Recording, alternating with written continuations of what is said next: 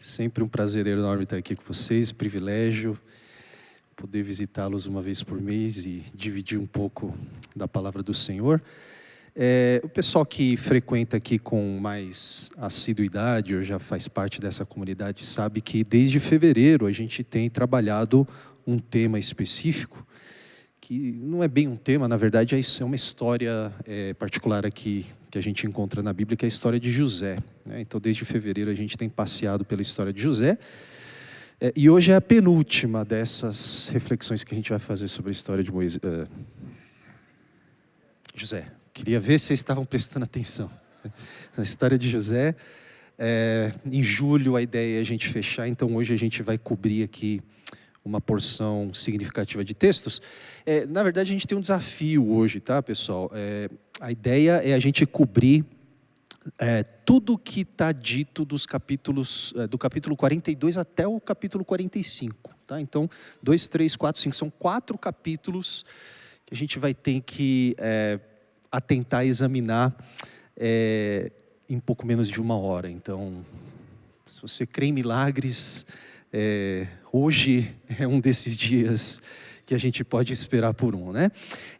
Mas para começar então, vamos abrir as nossas Bíblias. Eu queria ler 2 passagens, tá? Uma que está no começo dessa porção de textos que a gente vai prestar atenção nessa noite, capítulo 42, do verso 1 a 6, e depois a gente vai para uma passagem que está mais para o final dessa porção de textos, a gente vai para o capítulo 44, e aí a gente lê do verso 30, e aí a gente vai até o verso 5 do capítulo 45. Já? Beleza? Então vamos lá, Gênesis 42, 1 a 6, eu vou ler na Nova Almeida atualizada, tá? Diz assim: Quando Jacó soube que havia mantimento no Egito, disse a seus filhos: Por que vocês estão ali olhando uns para os outros? E acrescentou: Ouvi dizer que há cereais no Egito. Vão até lá e comprem cereais, para que vivamos e não morramos. Então 10 dos irmãos, só um parênteses aqui, né? Que frase típica de um pai, né? O que vocês estão fazendo parado aí, né? Vocês estão olhando aí uns para os outros. Verso 3. Então 10 dos irmãos de José foram para comprar cereal do Egito. Mas Jacó não enviou Benjamim, o irmão de José, na companhia dos irmãos, porque dizia: E se lhe acontecer algum desastre? Entre os que iam, pois, para lá, foram também os filhos de Israel, pois havia fome na terra de Canaã. Verso 6. José era governador daquela terra. Era ele quem vendia a todos os povos da terra. Os irmãos de José vieram e se prostraram com o rosto em terra diante dele. Até aqui. Aí a gente pula para o capítulo 44, verso 30, e a gente vai até o verso 5 do capítulo seguinte. Agora, pois, se eu voltar para junto de meu pai seu servo, sem que o jovem vá conosco, visto que a alma de meu pai está ligada com a alma dele, vendo ele que o jovem não está conosco, nosso pai morrerá.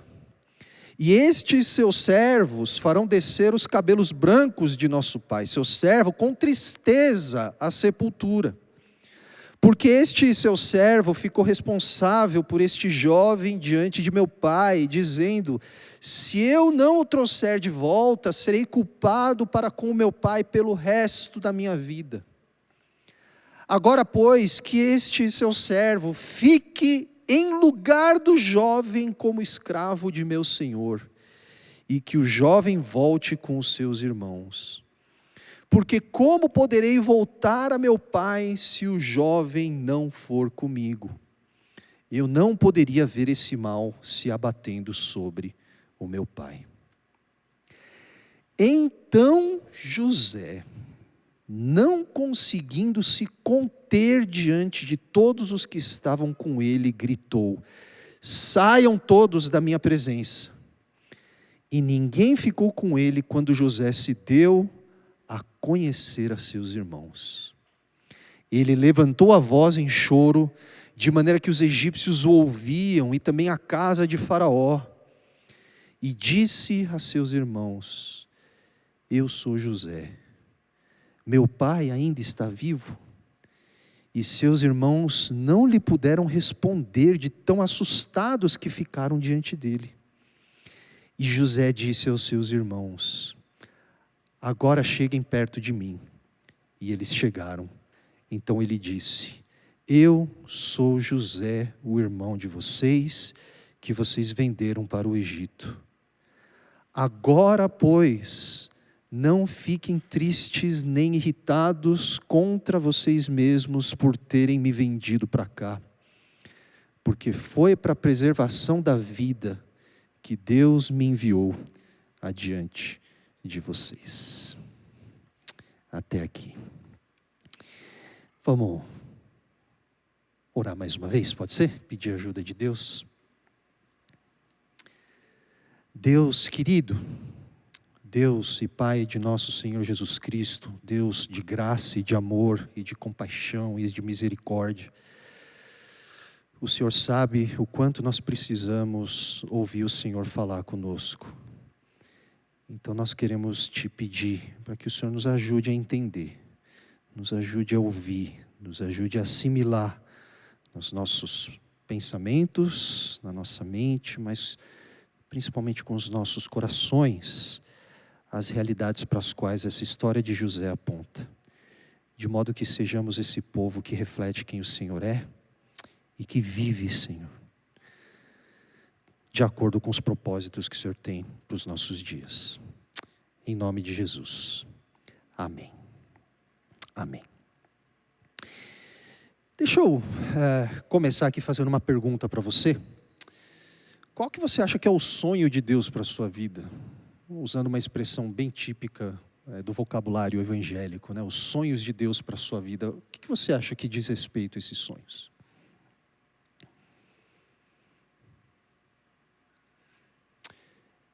Agora uma outra pergunta.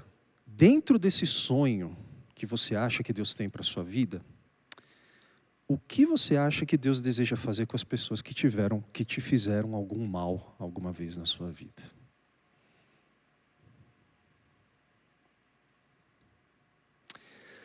Deus te ama, pessoal, e tem um plano maravilhoso para a sua vida. Amém?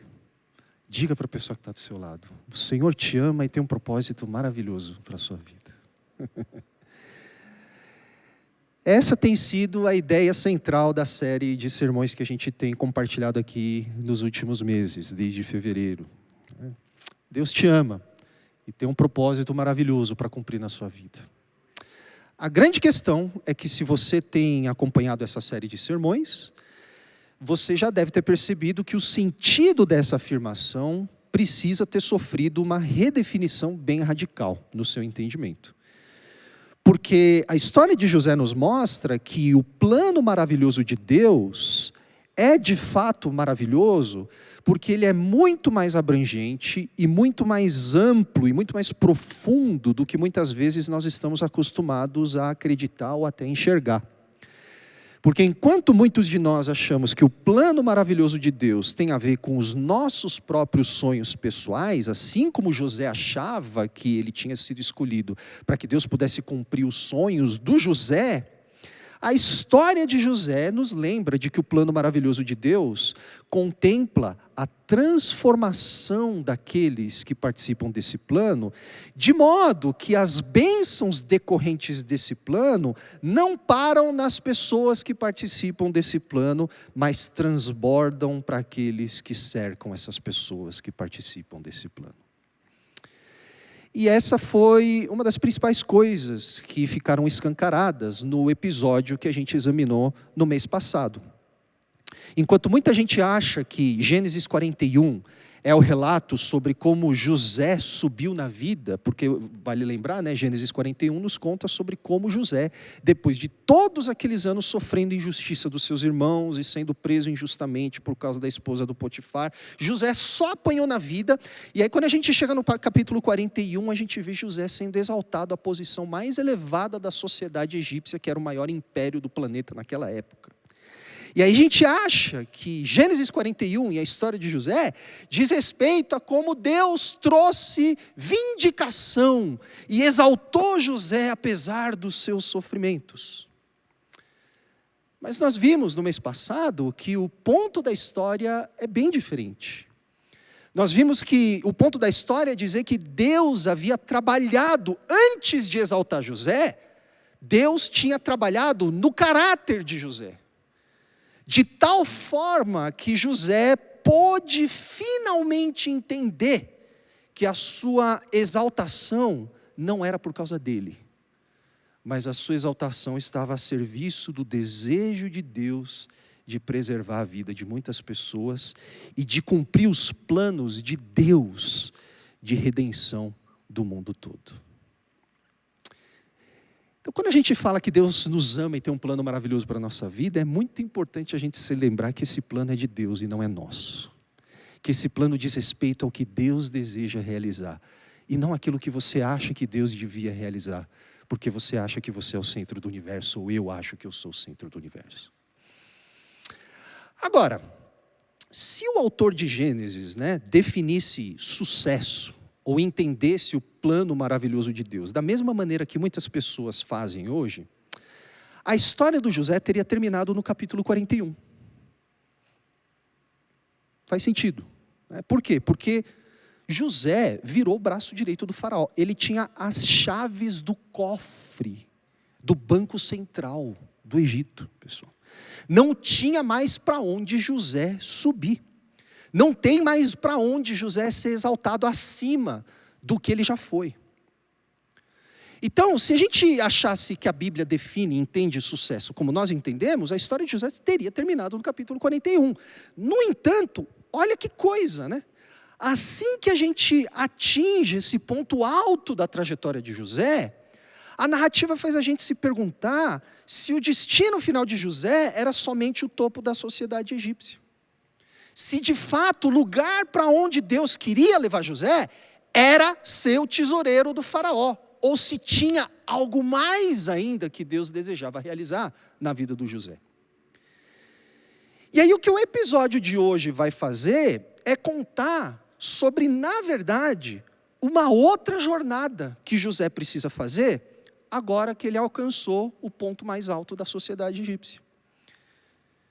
E a importância dessa jornada que José vai fazer nesses 4 capítulos que a gente vai cobrir nessa noite, fica clara no fato de que o mesmo espaço que o autor de Gênesis gastou para nos contar sobre como José foi parar da casa de Jacó no palácio real do Egito, é a mesma quantidade de capítulos que o autor de Gênesis gasta agora para contar sobre essa segunda jornada que José precisa fazer. É a partir desse momento.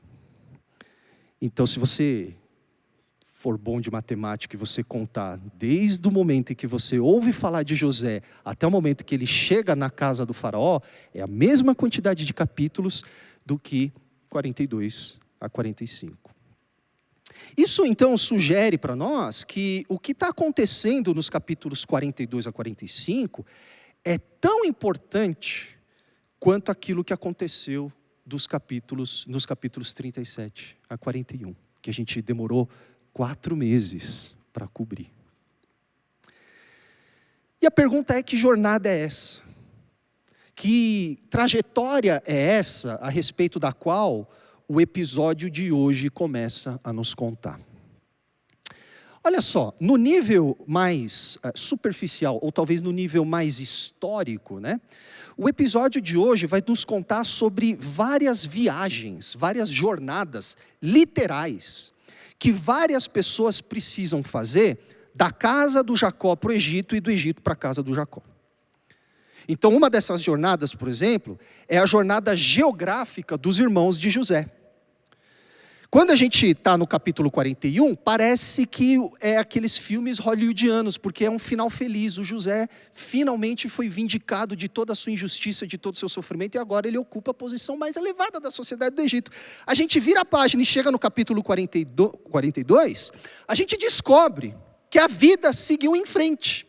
E 9 anos já se passaram desde que José assumiu a posição de tesoureiro do Egito. 9 anos.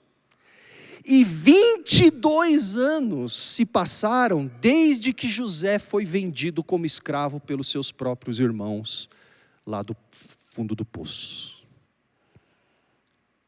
22 anos, pessoal. Só um lembrete, tá? Esse negócio de encarar a vida como se a vida passasse a 120 quilômetros por hora é uma coisa muito peculiar à nossa geração. Vocês sabiam disso, né?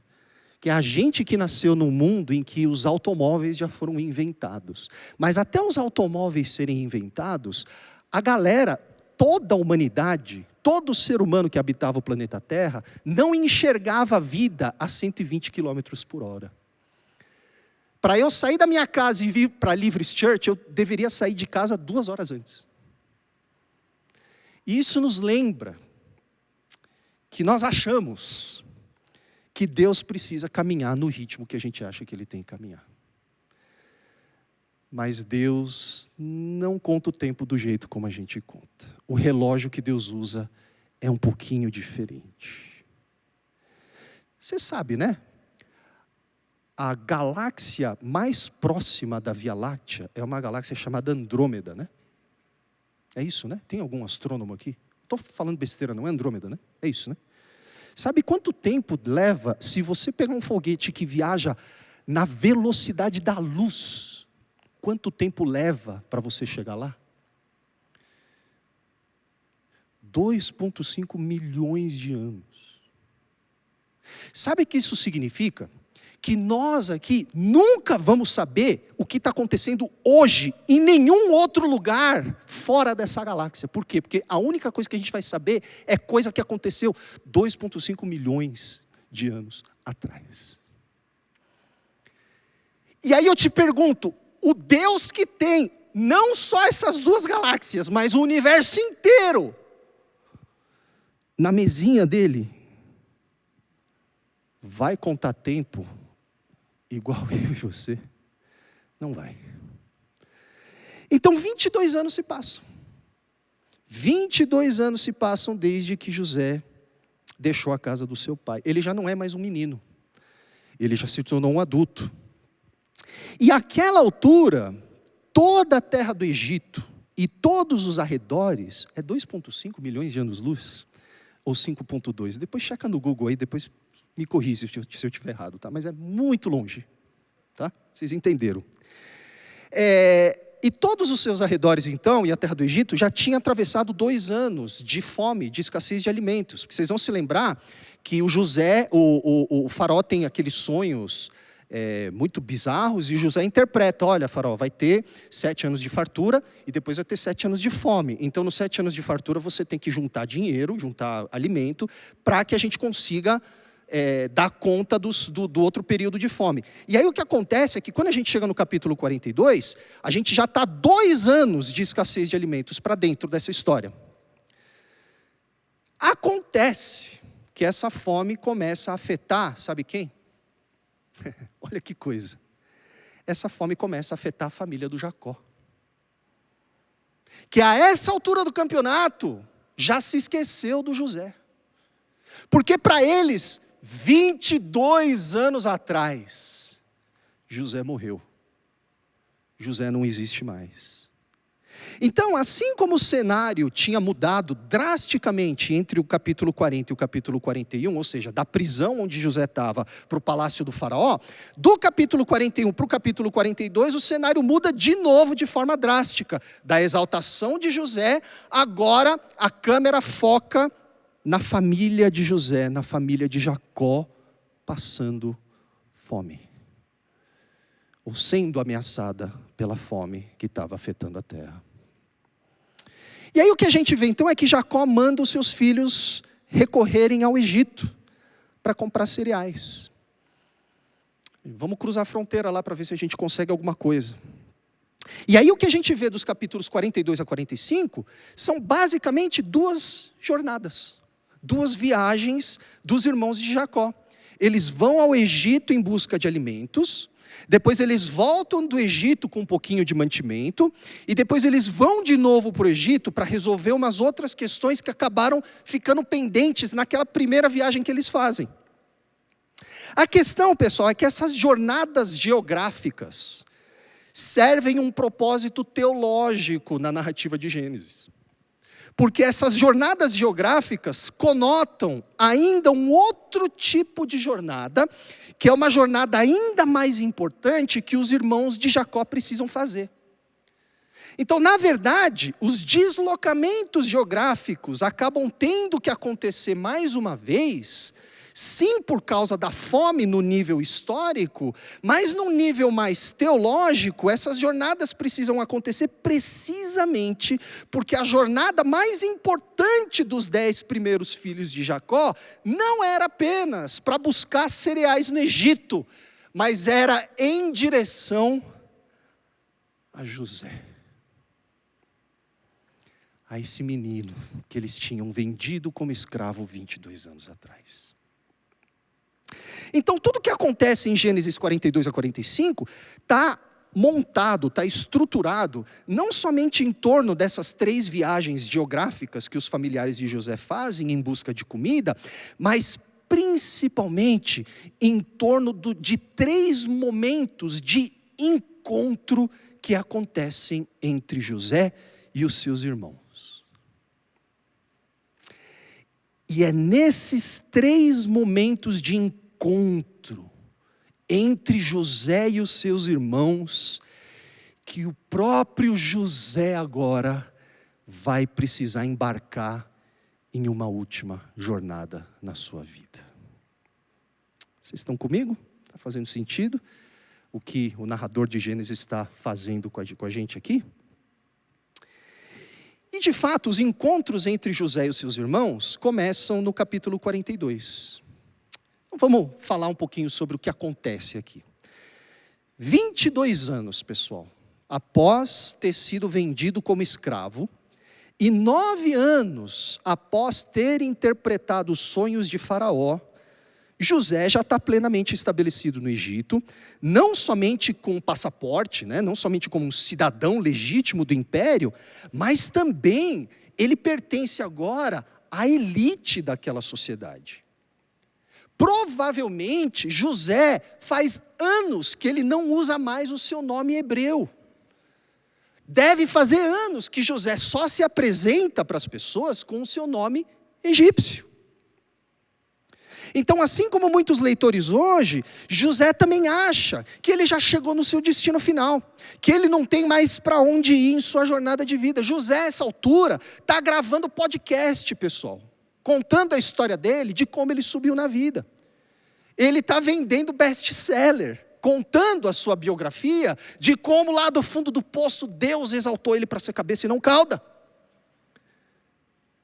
E é muito provável, pessoal, que nesse momento, o José não gasta muito tempo pensando no seu passado. O passado morreu. Muito provavelmente o José é um cara que tem muitas outras coisas muito mais importantes com as quais ele deve se preocupar. Só que a vida, A vida, ó vida, com todas as suas complexidades, faz com que os membros da própria família de José tenham agora que recorrer à ajuda do Egito para sobreviver. Então, o que o narrador está fazendo aqui com a gente é destacando uma grande ironia, Porque seguindo a mesma ironia que havia colocado José diante do faraó 9 anos atrás, a vida agora colocaria José diante das pessoas que haviam vendido ele como escravo 22 anos atrás. Porque se José era o único que poderia ter interpretado os sonhos de Faraó no capítulo anterior, e foi isso que colocou José diante do Faraó, José agora sabe quem? Ele é o único que tem a autoridade de autorizar, ele é o único que tem a prerrogativa de carimbar o documento que autorizava a venda de alimentos do Império Egípcio para estrangeiros. Ele é o único cara que pode autorizar isso. E é isso, gente, que vai colocar José diante daqueles que haviam o vendido como escravo 22 anos atrás. Deus tem um pouquinho de senso de humor. E Ele adora as ironias da vida. E aqui, pessoal, a gente precisa perceber o drama, tá? Envolvido. Sente o drama. Talvez vocês não saibam disso, mas a viagem dos filhos de Jacó para o Egito não era essa coisa de você pega o Uber, vai para o aeroporto de Guarulhos, passa pela segurança, você entra no avião e te servem uma refeição, você passa a noite dormindo apertado, às vezes igual sardinha, mas tudo bem, pelo menos você chega do outro lado seguro. Viajar na antiguidade era um troço profundamente arriscado. Tinha o risco da viagem em si mesma. Viajar, você sempre estava vulnerável a ladrões, a doenças, a acidentes, ok? Viajar era um troço muito, muito sério. Tinha o risco agora de, chegando lá no Egito, o pedido dos filhos de Jacó ser rejeitado. Não era garantido, eles não tinham visto assim, green card, né? Chegar lá no Egito e me deixar entrar, não era assim. Existia o risco, eles estavam colocando a sua vida e os seus bens em jogo ao ir para o Egito, porque chegando lá eles podiam muito bem ouvir um não. E se eles ouvissem um não, para pensar comigo, a fome está assolando a terra. A fome bateu na porta da casa do Jacó. Eles já estão com privação, já estão com falta de recursos. Se eles ouvem um não chegando no Egito, o pouco que eles já têm, já foi gasto para a viagem, eles vão voltar de mãos abanando. E tinha o risco de, na pior das hipóteses, os bens dos filhos de Jacó serem confiscados. O que representaria um drama ainda maior, que a gente está vendo o que está acontecendo com as pessoas que são deportadas de um grande império. Ou seja, o risco maior aqui era que tudo dependia da boa vontade da pessoa encarregada de autorizar a venda de alimentos do império. Vocês estão sentindo o drama? Tudo depende dessa relação, dessa interação que os filhos de Jacó vão ter com essa pessoa que está encarregada de autorizar a venda de alimento. E quem é essa pessoa? É uma pessoa que eles venderam como escravo 22 anos atrás. Portanto, o envio dos filhos de Jacó ao Egito representa um drama muito, muito agudo dentro do próprio enredo de Gênesis. Por quê? Porque, pessoal, do que se trata a história de Gênesis? É a história de como Deus... A história de Gênesis se trata de muitas coisas, né? Mas uma das mais importantes é de como Deus olha para um cara chamado Abraão, vocês se lembram, Gênesis 12, e ele fala, por meio de você, Abraão, e por meio da sua descendência, o mundo inteiro vai me conhecer de novo. Esse negócio de Deus fazer uma promessa para Abraão não é qualquer coisa. Ele está bolando um plano, ele está revelando o plano que ele elaborou para salvar o mundo inteiro, por meio da descendência do Abraão. Só que quem é a descendência do Abraão, pessoal? São os filhos do Jacó e José.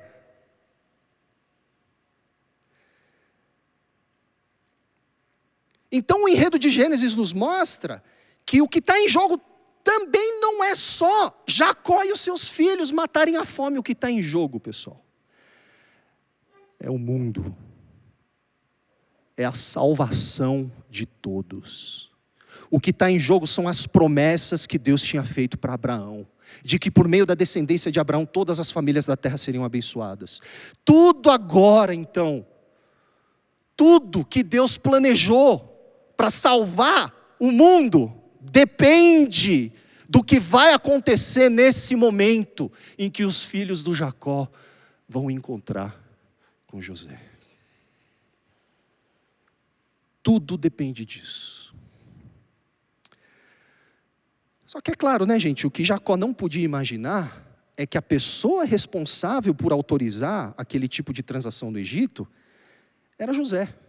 Porque para Jacó, José morreu 22 anos atrás. E aliás, o texto deixa muito claro que o José não superou esse trauma. Na porção do começo que a gente leu, quando ele falou, o que vocês estão fazendo aí? Jogando PS, mano, tá? Estão vendo que tá com fome? Vamos fazer alguma coisa aí, se mexe. Né? Aí eles, tá bom, pai, vamos lá, o que você quer? Tem comida lá no Egito, vai lá, faz alguma coisa.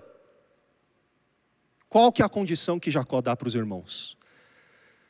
Só não leva Benjamim.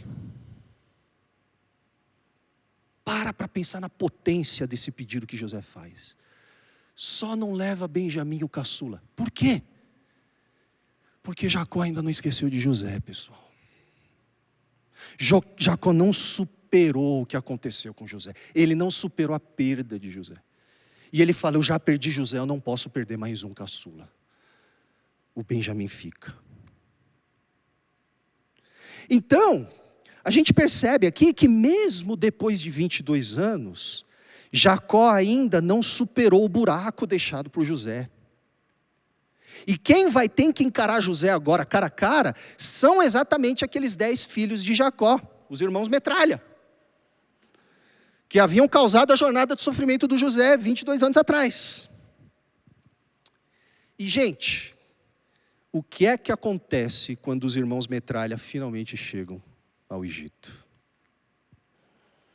O que acontece é que eles se aproximam de José, somente José reconhece o rosto deles, porque José já estava, ele já tinha assumido a identidade egípcia de tal forma que ele se tornou irreconhecível, ele já estava usando cosméticos e penteados e vestimenta e joias, que os irmãos não poderiam ter reconhecido ele, então somente José reconhece o rosto dos irmãos,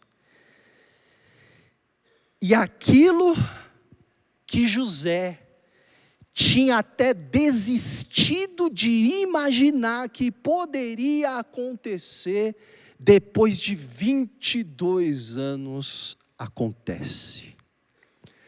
Os mesmos irmãos que haviam vendido José como escravo, se ajoelham diante dele, sem saber que era José. Que coisa, gente. E aí naquele momento, pessoal, ao finalmente olhar o rosto de cada um daqueles irmãos, curvados até o chão, pela primeira vez, desde Gênesis 37, José se lembra dos sonhos que ele havia tido na casa do seu pai, 22 anos atrás. Gênesis 42, verso 9. Então José se lembrou dos sonhos que teve a respeito dos seus irmãos. Pela primeira vez na história, ele se lembra. Depois de todos aqueles anos colhendo todos os frutos da injustiça que ele tinha sofrido dos seus irmãos, José agora se vê frente a frente com os seus agressores. E ele se lembra dos sonhos que ele tinha tido na casa do seu pai, no conforto da casa do seu pai. E o detalhe aqui, pessoal, é que ao longo daqueles 22 anos, o mundo havia dado muitas e muitas voltas, tinha capotado várias vezes, e as sortes agora se inverteram completamente. Porque José agora é o segundo homem mais poderoso do planeta, e os seus irmãos agressores estavam ali prostrados para mendigar para José por permissão para comprar comida. E aqui, pessoal, a narrativa de Gênesis nos força a puxar o freio de mão, encostar no acostamento, puxar o freio de mão e falar, pera.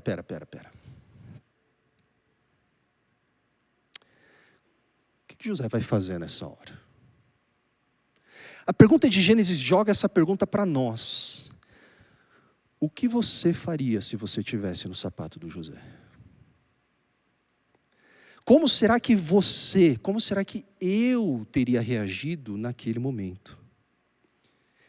Em um estalo de dedos, literalmente, José podia acabar com a raça daqueles irmãos psicopatas. Num estalo de dedos ele podia fazer justiça, ele podia cobrar restituição. Restituir, eu quero de volta o que é meu. Num estalo de dedos José podia fazer vingança.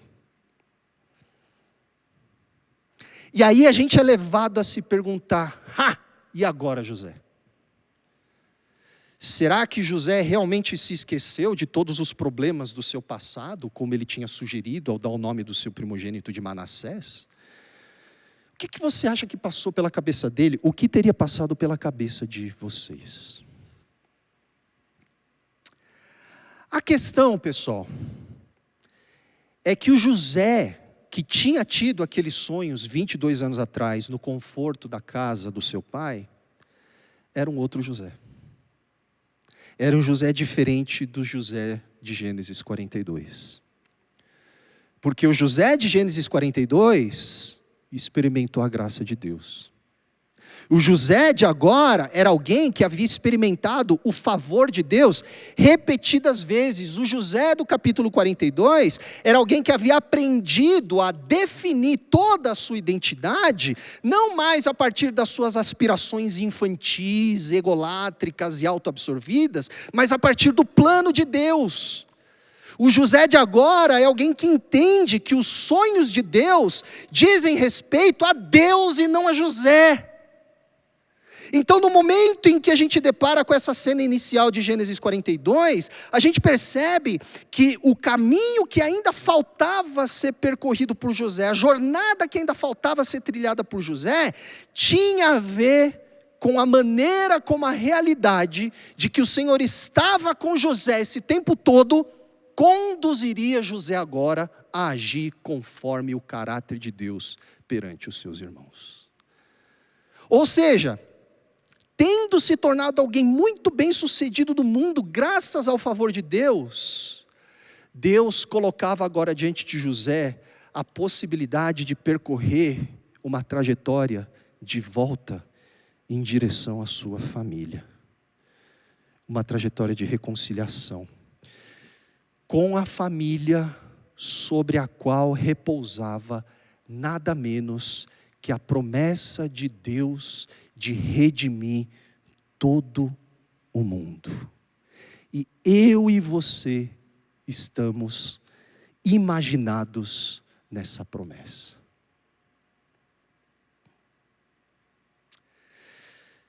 Só que esse é o dilema, né, pessoal?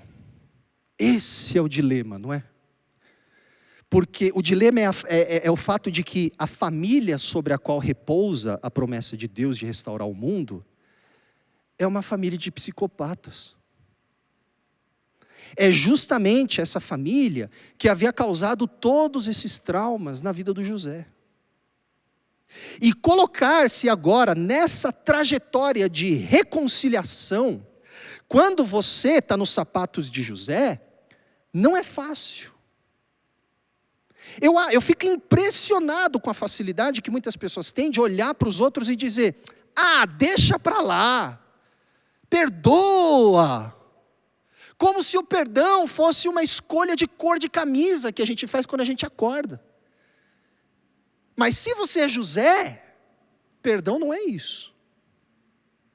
Interpretar sonhos, bolar estratégias de combate à miséria, é como roubar pirulito de criança, pessoal, é facinho, em comparação com a tarefa de olhar no olho de quem te fez muito mal deliberadamente. Aliás, para alguém que se encontra na posição do José, reconciliação é a coisa mais contraintuitiva que pode existir. Por quê? Porque José tem a capacidade agora de definir o destino daqueles que o colocaram naquele fim de mundo. José não precisa mais dos irmãos. Então o que a gente vê ao longo desses 4 capítulos é que, olha só, simultaneamente ao vai e vem que os irmãos de José precisam fazer da casa de Jacó para o Egito, existe um outro vai e vem. Esse vai e vem é do coração de José em direção aos seus irmãos. O que a gente vê ao longo desses 4 capítulos é a luta de José. É o caminho trilhado por alguém que conheceu o favor de Deus, que aprendeu que esse favor não é monopólio dele, mas que ainda se lembra da dor que os seus agressores causaram. Já teve numa situação assim? Você está em muito boa companhia. Então, pessoal, nas vezes em que os irmãos de José se apresentam a ele, o que a gente vê é que José se mostra alguém profundamente ambíguo. José é gente igual a gente. Para José, esse negócio de olhar para os irmãos e acolher os irmãos não é uma coisa simples. Então, na primeira ocasião em que os irmãos se curvam a José, ele reage quase que instintivamente e faz o quê? Ele manda prender os irmãos de José, acusando os próprios irmãos de espionagem. Quando José percebe, caramba, são eles. No verso 9 do capítulo 42, a reação visceral de José é acusar eles. Vocês são espiões, vocês vieram aqui para perceber, para notar os pontos fracos da nossa terra. Bota esses caras na cadeia. E de novo, embora as narrativas bíblicas deixem muita coisa em aberto, eu suspeito aqui que a reação de José se deu muito por uma mistura de raiva, de desconfiança. A gangue completa estava lá, pessoal. Não estava faltando ninguém. Então você imagina o sentimento que veio das vísceras do José quando ele olha e percebe que a gangue inteira está lá. Provavelmente ele ficou com medo. Provavelmente aquele pavor que ele sentiu no fundo do poço veio à tona naquele momento. É a vítima se reencontrando com seus agressores. E o que é muito instrutivo aqui é que quando José fica sabendo que Jacó e Benjamim ainda estão vivos, o José começa a manipular a situação, de modo que os irmãos acabam experimentando um pouquinho do que ele mesmo havia sofrido no Egito. E o que o José faz? Ele deixa o Simeão preso como garantia. E ele fala, o Simeão vai ficar aqui, esse cara vai ficar aqui, depois vocês voltam, eu quero que vocês tragam o caçula para cá. Então, percebe aqui o retrato que Gênesis está pintando para a gente de José. Ao mesmo tempo em que José quer provas de que o seu irmãozinho caçula está realmente vivo, parece também que José está querendo comer geladinho o prato da vingança. Eu vou comer devagarinho esse prato, vou deixar o Simeão aqui, apodrecendo na cadeia, porque quem sabe ele experimenta o que eu senti ao ser preso injustamente. Por outro lado, gente, olha o drama do José. Ao mesmo tempo em que o José faz isso, quando os irmãos voltam para a casa do Jacó, olha o que José ordena. Enche o tanque deles, até a boca. Devolve todo o dinheiro que eles trouxeram. Ele fala para os seus servos. Enche de comida, para que não falte nada. Eles têm que voltar com o tanque cheio, com o porta-mala cheio. Então o retrato que a gente tem de José é de alguém que sabe o que deve fazer. É de alguém que quer fazer o que ele deve fazer. Mas de alguém que sabe, experimenta a dificuldade de fazer o que ele deve fazer.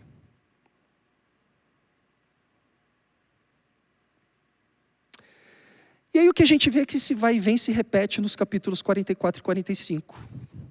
Na segunda ocasião em que os irmãos se curvam a José, quando eles voltam para o Egito, depois de um tempo, dessa vez acompanhados de Benjamim. Quando José vê Benjamim, o que ele faz? Ele manda preparar um banquete para os seus irmãos, de modo que os seus irmãos são tratados como verdadeiros chefes de Estado. José age com profunda bondade com seus irmãos, quando ele vê o seu irmãozinho caçula Benjamim. Mas aí, olha de novo a luta do José.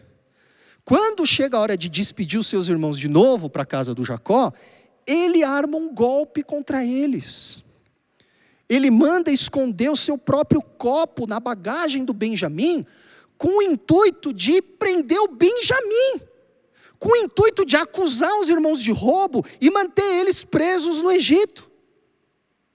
E de novo aqui, o retrato que a gente tem de José é de alguém que está muito tentado voltado a comer bem devagarinho o seu prato de vingança.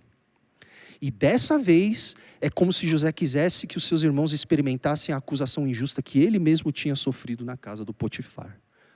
Ele não tinha feito nada contra a esposa do Potifar, mas ele foi preso. Esses caras vão experimentar um pouquinho desse sentimento que eu tive também.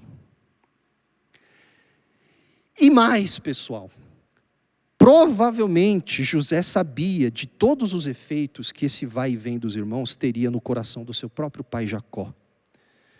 E de fato a narrativa vai nos contar que José quase morre de desgosto com toda aquela confusão. Ele ora a Deus, Deus, Senhor, não aguento mais, me leva. Mas mesmo sabendo que tudo isso causaria ainda mais dor e sofrimento para o pai, o José não consegue superar aquele dilema sozinho. Ele não consegue superar aquele dilema de imediato. Contudo, pessoal, quando a gente chega na terceira viagem, na terceira ocasião em que os irmãos de José encontram José e se curvam diante dele no capítulo 44, é nesse terceiro encontro que Deus finalmente vence aquela luta interna de José. E como que Deus vence aquela luta interna de José? Ora, o que ajuda José a finalmente agir em conformidade com o caráter de Deus naquele dilema, é a percepção de que o mesmo Senhor que havia estado com José ao longo daqueles 22 anos, estava agora quebrantando o coração dos seus irmãos no meio daquela bagunça. E como que a gente percebe isso? Lá no capítulo 42, quando José tinha mandado Simeão ficar na cadeia, até que o Benjamim fosse trazido até ele, sabe de quem que os irmãos se lembram imediatamente quando eles se percebem naquela situação? De José. Depois de 22 anos, os irmãos se lembram de José. Depois de 22 anos, ao contemplarem a possibilidade de perderem mais um irmão, mais um caçula de Jacó injustamente, eles se lembram daquele primeiro caçula de 22 anos atrás chamado José. Então é naquele momento que finalmente, pela primeira vez na história, os irmãos reconhecem a gravidade do crime que eles tinham cometido contra José.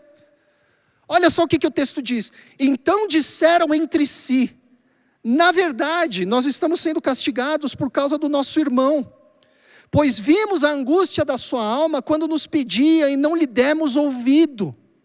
Por isso hoje nos sobrevém agora essa ansiedade, essa angústia.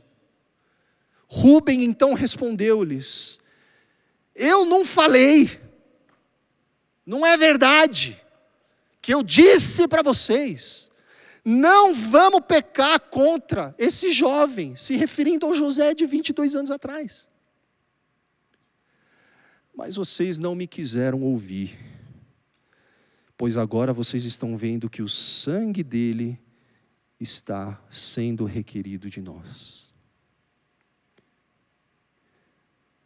Depois de 22 anos, Deus finalmente estava ressuscitando a consciência dos irmãos de José sobre a atrocidade que eles tinham cometido contra ele. E José ouve tudo aquilo. Só que o ponto de virada mesmo acontece no último encontro, no capítulo 44, quando José ameaça prender agora o próprio Benjamim, depois daquele golpe que o próprio José havia tramado. Então vocês lembram do episódio dos vegetais, né? Fala um pouco sobre isso, né? Não, eu acho que a maioria aqui não assistiu Vegetais. Né? Se você tem criança pequena, tem um episódio que fala do José, né? Eles abrem a bagagem, tem um monte de pepperoni ali, não é? Coisa assim, enfim. Pensamentos intrusivos aqui, pessoal. Vamos focar aqui de volta para o capítulo 44.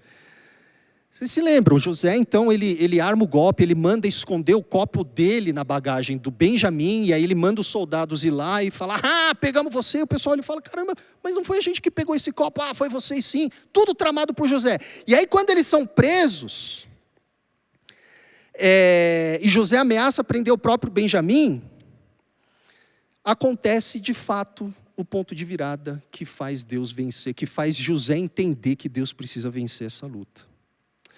Depois que José havia morrido na cabeça do Jacó, pessoal, quem vocês acham que acabou ocupando o lugar de queridinho do papai? O Benjamim, que era o caçula, diga-se de passagem, da Raquel, que era a tampa da panela do Jacó, que era a mulher que ele amava de verdade, não era a Lia, ele não queria casar com a Lia no começo, vocês lembram? Gente, a história dos patriarcas é um troço assim. O pessoal fala assim, como eu queria, a igreja precisa viver como eram os tempos bíblicos. Os tempos bíblicos. Né? E aí, Benjamim então, que é o caçula da Raquel, se torna o xodó do Jacó, provavelmente. Benjamim acaba preenchendo, de certa forma, o espaço que era ocupado por José. Tanto é que, como a gente mencionou, o Jacó sequer tinha deixado Benjamim ir, pela primeira vez, para o Egito, com os irmãos.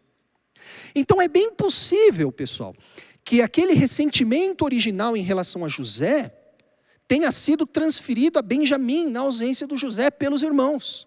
Se os irmãos odiavam José no começo, depois que eles lidam com José, muito possivelmente o ressentimento agora é destinado a quem? Ao próximo caçula, ao cara que herdou o terno do José.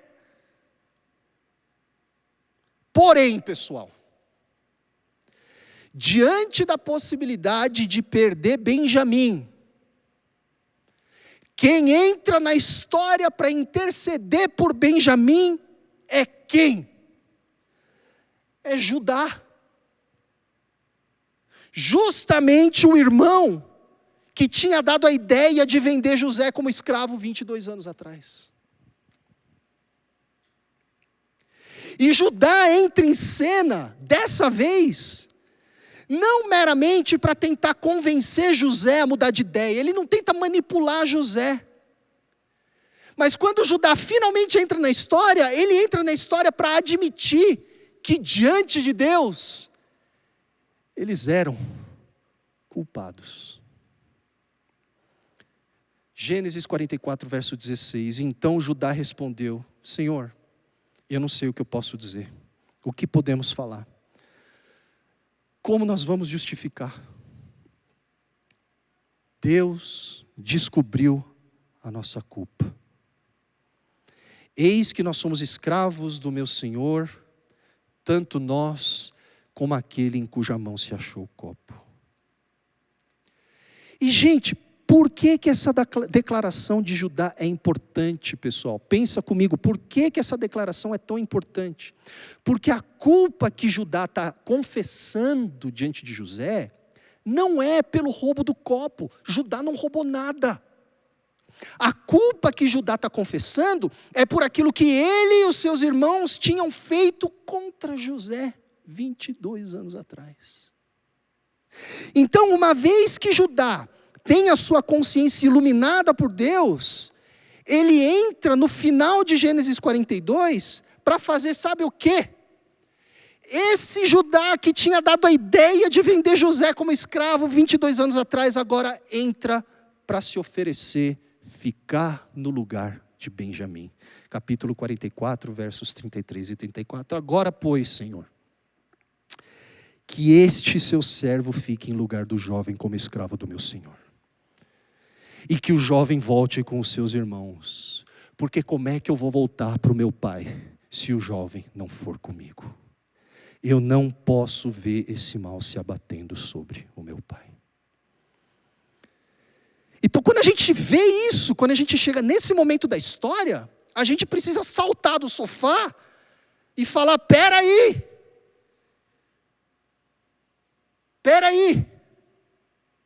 e a gente começa a perceber que o que ajuda José a agir conforme a vontade de Deus, é ele ver, é ele perceber que não é só ele que pôde ter o seu caráter tocado por Deus ao longo daquela trajetória.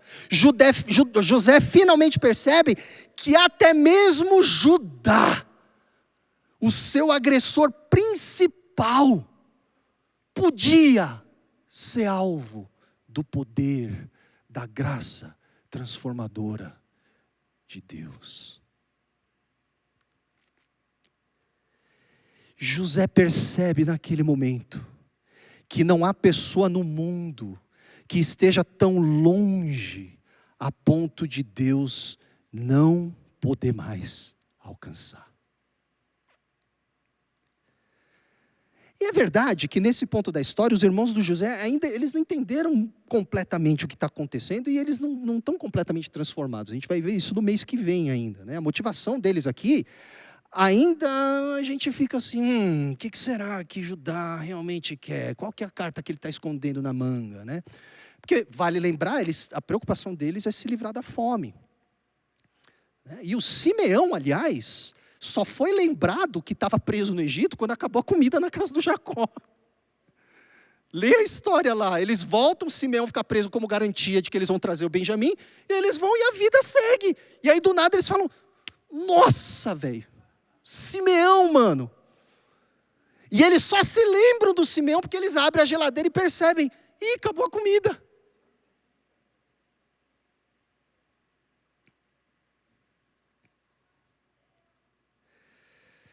Mas aquela atitude de Judá, aquele lampejo que ele tem de reconhecimento do seu erro, que é seguido daquela disposição de se colocar no lugar de Benjamim, para José, já é suficiente para fazer com que ele entenda que o desejo de Deus era salvar a família dele, não condenar a família dele. José queria se vingar. José estava lutando com aquilo. Mas ali ele entende claramente. O plano maravilhoso de Deus é de Deus. E o que Deus quer é salvar minha família.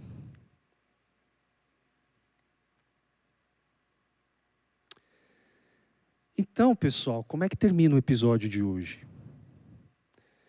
Termina com José nesse ponto da narrativa, revelando a sua identidade aos seus irmãos. Quando José ouve as palavras do Judá, em vez de se vingar de Judá, José acolhe Judá. E ele acolhe Judá não como um agressor, mas como um irmão. Versos 1 a 5 do capítulo 45. Então José, não conseguindo se conter diante de todos os que estavam com ele, gritou, saiam todos da minha presença, e ninguém ficou com ele, quando José se deu a conhecer a seus irmãos. E levantando a voz em choro, de maneira que os egípcios o ouviam, e também a casa do faraó. Não era um choro sniff, era um choro copioso, que dava para ouvir do lado de fora. E aí então José diz aos seus irmãos, eu sou José, meu pai está vivo. E os irmãos não entendem nada, ficam chocados. E José se apresenta mais uma vez, diante dos seus agressores. Eu sou José, seu irmão.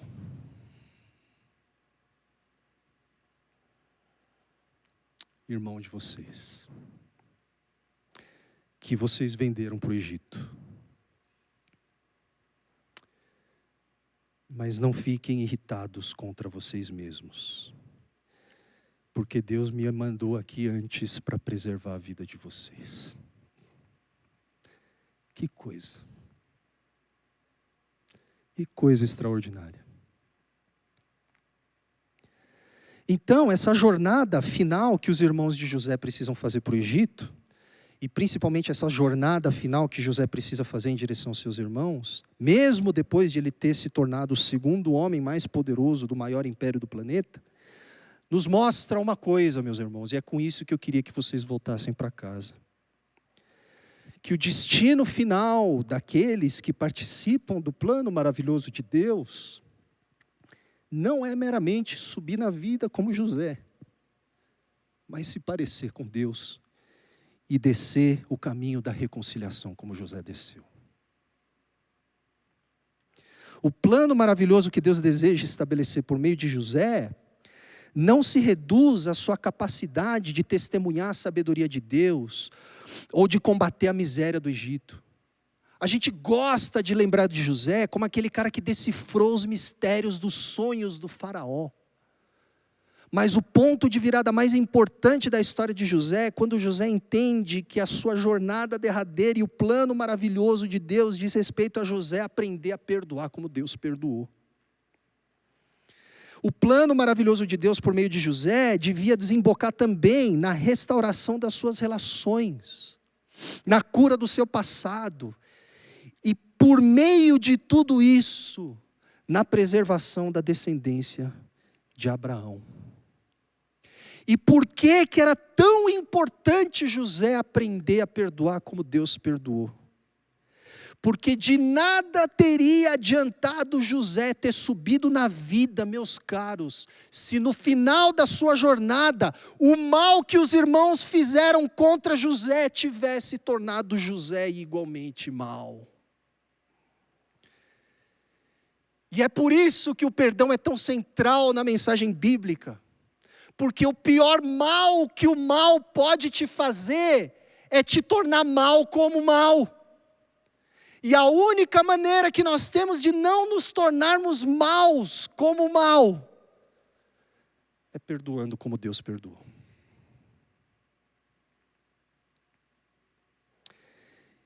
E se José tivesse se tornado alguém como seus irmãos, o plano maravilhoso de Deus para José e para a descendência de Abraão, e consequentemente para o mundo, e consequentemente para mim e para você, teria sido colocado em xeque.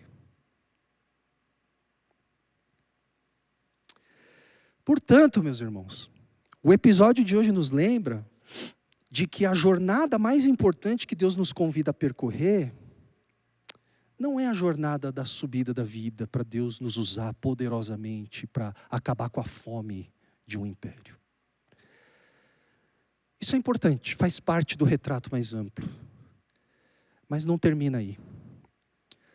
A jornada final que Deus nos convida a perdoar, a jornada última que nós devemos perdoar, é a jornada da semelhança com o caráter de Deus. É a jornada do perdão. É a jornada da reconciliação. É a jornada do abandono da vingança. O perdão, meus irmãos, é a base que sustenta o plano maravilhoso de Deus. E o perdão é o único meio pelo qual o mal pode ser quebrado. Só pode existir vida após Gênesis 3, porque Deus se absteve da vingança e Deus escolheu o perdão. E nós só podemos estar aqui hoje porque José um dia perdoou os seus irmãos, e principalmente porque um dia Deus enviou o descendente ideal de José, chamado Jesus de Nazaré, que é quase xará de José, para nos perdoar com perfeição, ao absorver nele mesmo, na cruz, todo o mal que nós fizemos contra Deus e contra o nosso próximo. Desse modo, então, pessoal, o que a história de José nos conta é que ser um povo que desfruta do favor de Deus e que tem a nossa sorte revertida pelo favor de Deus, significa ser um povo que perdoa. O maior milagre que aconteceu na vida do José não foi ele ter se tornado o segundo homem mais poderoso do mundo após todos aqueles anos de injustiça e de sofrimento. O maior milagre foi José, tendo se tornado o segundo homem mais poderoso do mundo, conseguir acolher os seus agressores e dar a eles uma nova chance. Não foi fácil. Foi fácil. E não é fácil para a gente. O episódio de hoje faz questão de dizer que 3 vezes José chorou. 3 vezes os seus irmãos se ajoelharam diante dele. E 3 vezes José chorou. Não foi fácil. Mas esse é o caminho do plano maravilhoso de Deus. É um caminho regado de lágrimas. É um caminho regado das lágrimas de um povo que sente a dor das injustiças de um mundo quebrado, mas que entendeu que a vingança, que a multiplicação do mal não é a resposta. O plano maravilhoso de Deus tem a ver com reconhecermos que a mesma graça que um dia nos visitou e continua a nos visitar até hoje, Deus deseja que nós estendamos àqueles que nos cercam, até mesmo àqueles que um dia nos fizeram mal, mas que podem ser alvos da graça transformadora de Deus. Jesus te ama e tem um plano maravilhoso para a sua vida. Diga para a pessoa que está do seu lado: Jesus te ama e tem um plano maravilhoso para a sua vida.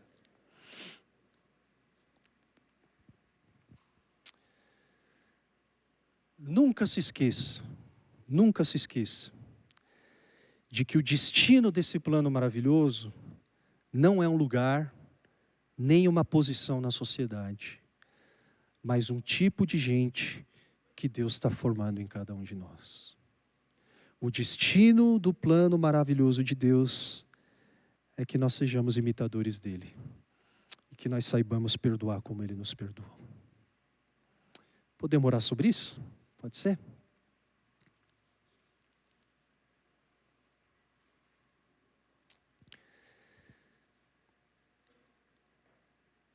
Senhor, trabalha nos nossos corações da mesma forma que o Senhor trabalhou no coração do José.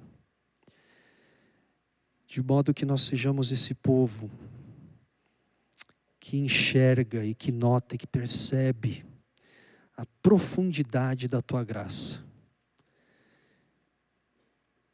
E que, portanto, é um povo que perdoa, Senhor. Que é um povo que sabe estender aos outros a graça que o Senhor tão generosamente tem derramado sobre cada um de nós. Cumpre o plano maravilhoso que o Senhor tem para a nossa vida. E faça de nós pessoas parecidas com o Senhor. Em nome de Jesus. Amém.